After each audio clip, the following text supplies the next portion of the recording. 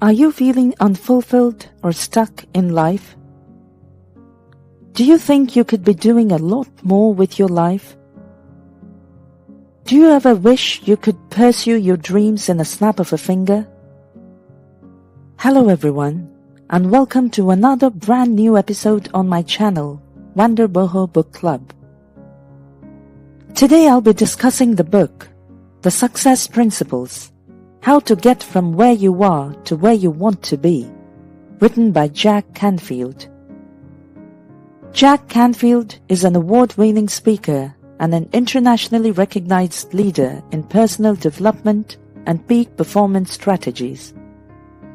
He is the author and co-author of more than 150 books, with more than 100 million copies in print in 47 languages around the world. In The Success Principles, Jack tries to uncover some of the greatest secrets behind success and discusses various golden principles and step-by-step action plans, which, if followed with commitment, would lead to both personal as well as professional success. This book offers solutions for getting out of tough situations by following a list of simple rules to help you succeed in life. Many people say that this book has helped them change their outlook on life and improve themselves. Before moving ahead, please don't forget to subscribe to my channel. Part 1. Stop making excuses. When we encounter failures, more often than not, we complain about our circumstances. But if we pay more attention to how we are living and the choices we are making, we will soon see whether we are on the right path to success or if we are steering in the wrong direction. A lot of people think that success is what they have and where they live, but this isn't true. Lots of people who have everything and live in a fancy neighborhood find it hard to be successful because they don't have the requisite mindset to embrace success. This proves that we don't need fancy things to succeed. What we do need is a little push to get us started. If you want to start seeing improvements in your life, you need to change the way you respond to failures, because it will help you take control of your life by focusing on what you can do better next time. In order to reach our goals and be the person we want to be, we need to start viewing our failures as opportunities for growth. When we get knocked down, it's important to pick ourselves up and try again. Part 2. What's your purpose in life? This is one of the first questions that every person should ask themselves. It is so important to figure out what you want to do with your life and why. If you're not sure about your purpose in life, it can be a reason for depression and anxiety. Purpose in life can be defined as an individual's sense of their own significance or meaning, which may include any number of diverse things, such as career, relationships, hobbies, etc. In other words, it's the reason why we are alive. To find your purpose, first of all, describe the way you interact with others and the world around you. Then, imagine what your ideal world would be like. Once you have done this, combine these into a statement of life purpose. For example, you may think, I have a quiet, thoughtful personality and a knack for connecting with others. I like to lead from the front and tell people what I see as their true purpose. In my ideal world, I'm at the head of a public organization that is doing good in the world. So, you could frame your life purpose as, I'm here to share my knowledge and experience with people who are looking for their true purpose in life. My ultimate goal is a world where everyone can find fulfillment in their work and life. Once you have figured out your purpose, the next step is to create a vision or mental image of what your perfect life looks like. However, while envisioning your perfect future, make sure it's grounded in reality. You should ask yourself questions like, what kind of a person do I want to be? How would I like my relationships with others to be? How would I like to spend my time? What are some of my goals and aspirations? What kind of work do I want to do? What are some of the things that make me happy or bring me joy?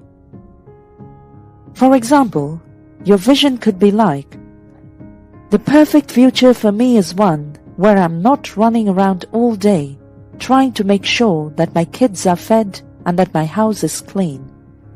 The perfect future for me is one where I can spend time with my family and friends.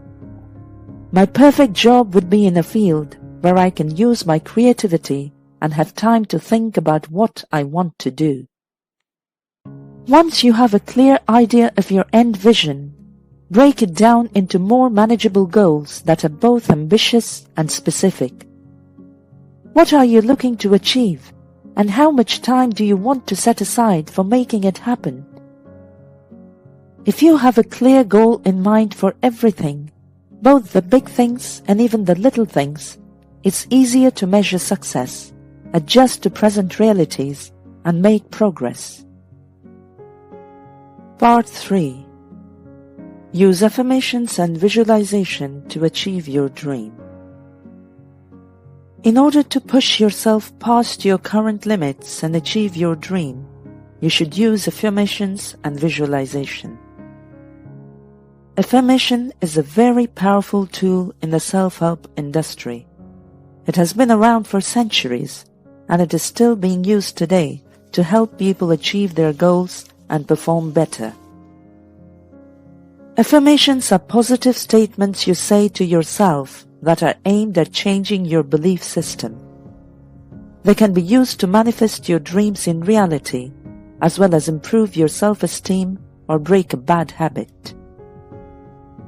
The goal of affirmations is to make you feel good about yourself and help you believe in your own abilities. The best way to do this is by using positive statements that are realistic and believable. The first step is to state your goal in the present tense, as if it has already been achieved. The second step is to write down what you want to achieve and how you will do this. The third step is to read your affirmation aloud every day and say it with strong conviction. The fourth step is to use visualization techniques such as imagining yourself achieving your goal or visualizing the end result. Visualizations are a powerful way to reinforce your affirmations. Visualizations can be anything from a simple image to a detailed scene. It's important that the visualization is vivid and clear, so it can create an emotional connection with the affirmations. For example, if your affirmation is, I am confident, you might visualize yourself playing piano beautifully in front of a large audience. If your affirmation is, I am courageous, you might visualize yourself standing up to someone who's bullying another person. Once you have created the visualization, write down the affirmation and then connect it to the visualization by writing, I am, because. Part 4. Practice and perseverance are the keys to success. The key to success is persistence. It is a quality that will get you through the tough times and help you succeed in the end. There is no one way to be successful, but here are some qualities that successful people have in common. They set goals for themselves and work hard to reach them. They don't give up when things get tough. Instead, they use their perseverance to push through. They have a positive attitude no matter what life throws at them. They're always learning and improving themselves by taking on new challenges and working hard at it. The most important thing is that you are passionate about what you do and that you excel at it. In order to excel in whatever you do, you need to practice a lot. Part 5. Get rid of unfinished business or projects. It is better to focus on completing one project at a time rather than spreading your attention across many projects at once. This is because it takes more time and effort to complete a project than it does to start one. Half-finished projects are often left unfinished because it can be difficult to find the motivation to complete them. The benefit of completing one project at a time is that you will have a sense of accomplishment and that you will be able to move on to the next project with more enthusiasm because you already know how satisfying it feels to finish something. Part 6. Believe in yourself. It is important to control your thoughts and not let them control you. If you're constantly thinking negative thoughts, it can have a negative impact on your life. This is because these thoughts can lead to negative actions and decisions.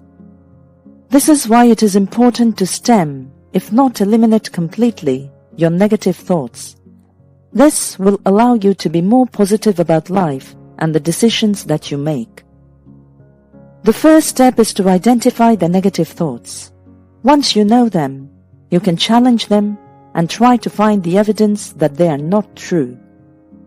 One of the most common negative thoughts is, "I am not good enough."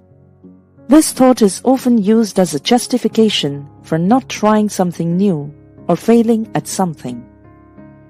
The second step is to replace those negative thoughts with positive ones. For example, "I am good enough," or "This will be an opportunity to learn." Listen to yourself. Don't be so hard on yourself.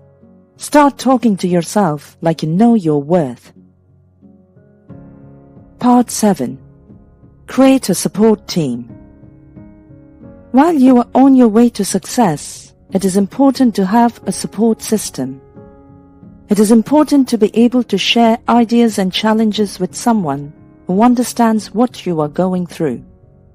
One of the best ways to find inspiration is by interacting with successful people with whom you can share experiences and life lessons. You can also find inspiration by reading biographies or autobiographies of successful people. Some people think that it's impossible to find someone who can understand what they are going through, but this is not the case. There are many people who have been in a similar situation, and they can help you get out of it. In fact, there are a lot of successful people who would gladly share their wisdom and insights with you and help you achieve your dream. There are also many online communities where you can find such people.